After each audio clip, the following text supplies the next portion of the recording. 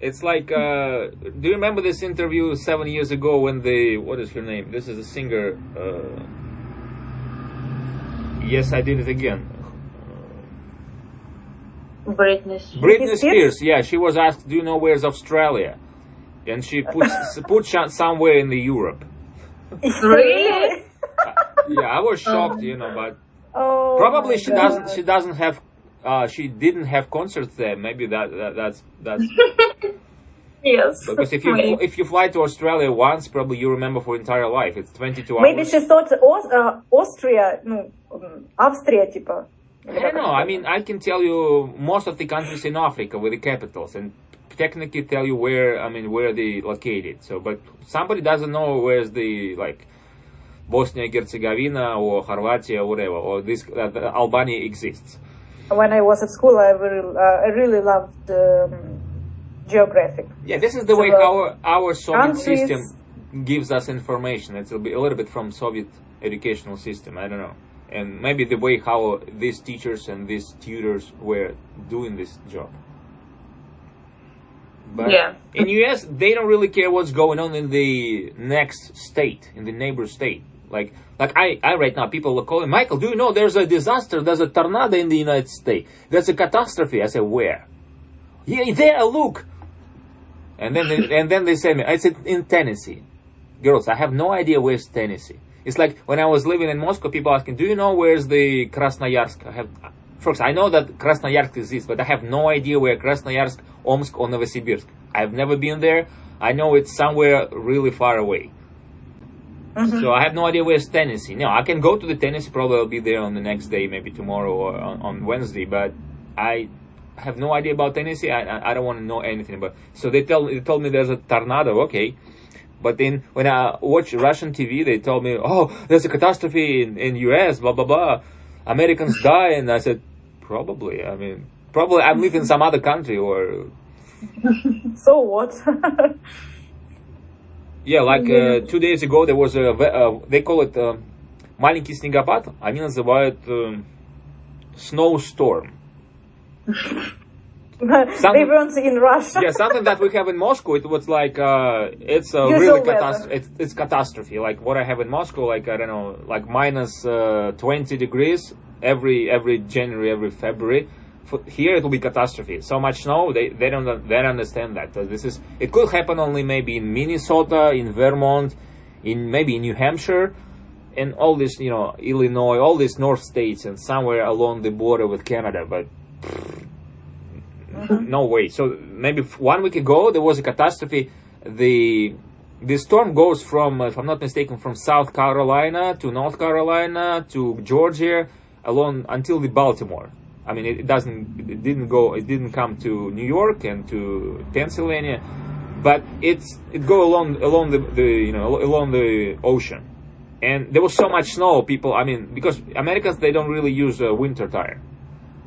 I mean, most of them. I mean, some in Massachusetts and New York, people, because there's a lot of people from Russia and from the Ukraine and from Belarus and from Kazakhstan, so they know what is a winter tire with spikes, so they use it.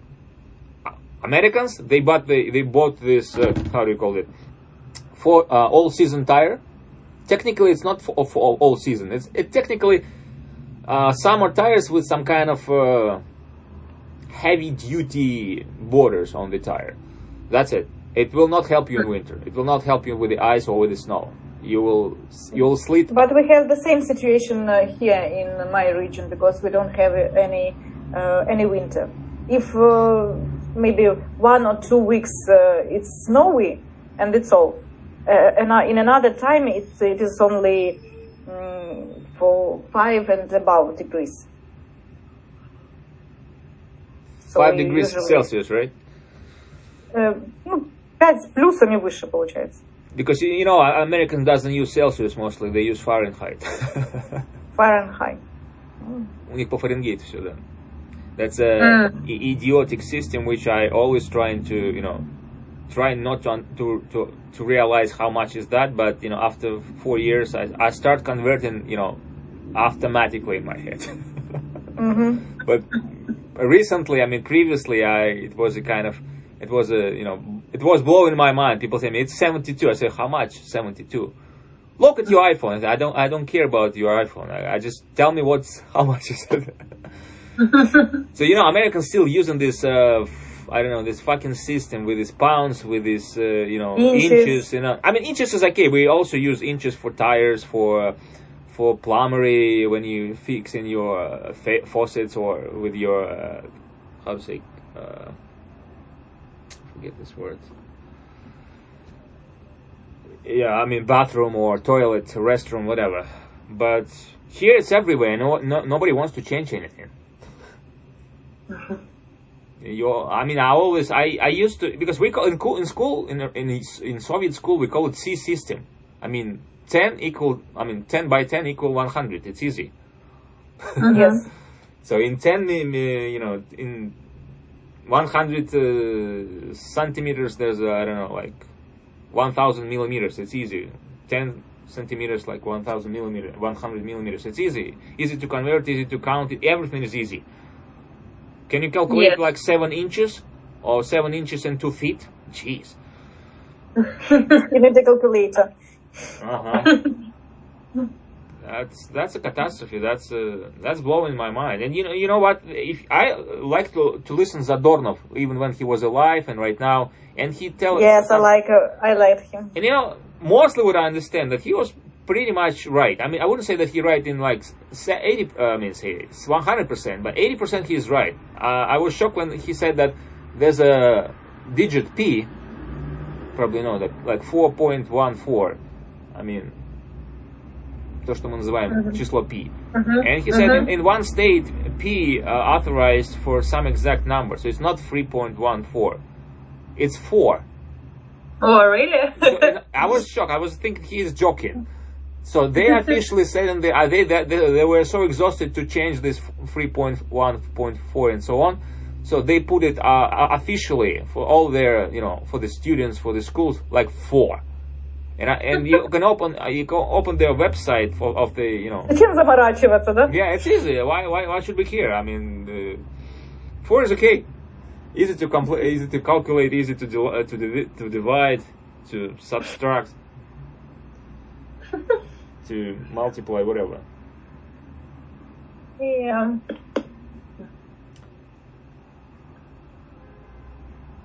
Guys, I think I need to go for today. Okay, maybe we will... Короче, тоже расходимся. Что я не придумала, как сказать. Как скажете? Так, а в следующий раз когда мы будем встречаться? When we are going to meet next time? Any ideas? On Saturday or when? When do you have free time?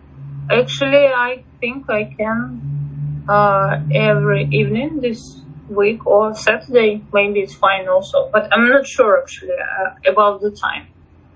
But all the days this week at 21 in Moscow, it's okay for me. And what about you, Misha? For me, it's like 1 p.m. in New York. And you will be working, yes? New York.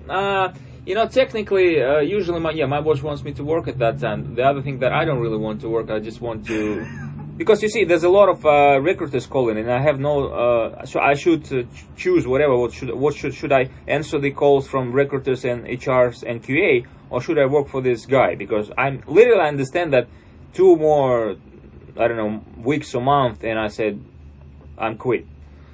So I need to answer, and while I'm answering, I need to be at home or not far away from home. Because sometimes they ask the questions like right now I'm still wondering how to make this. They ask the question like SQL. So answering your question, technically it could be Wednesday if you have time. Saturday and Sunday.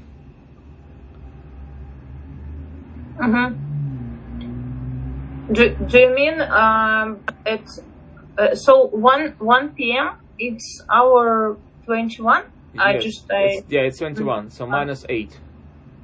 I see. Okay.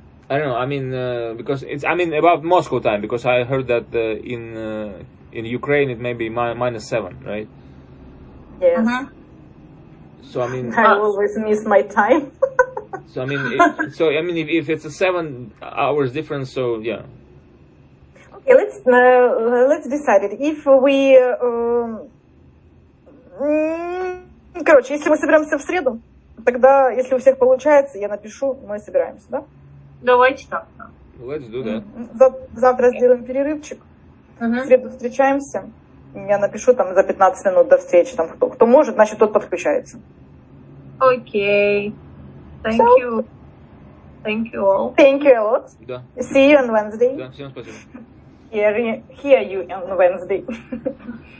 Bye. Да, пока-пока. Have a nice day, Misha. Have a good day. Yeah.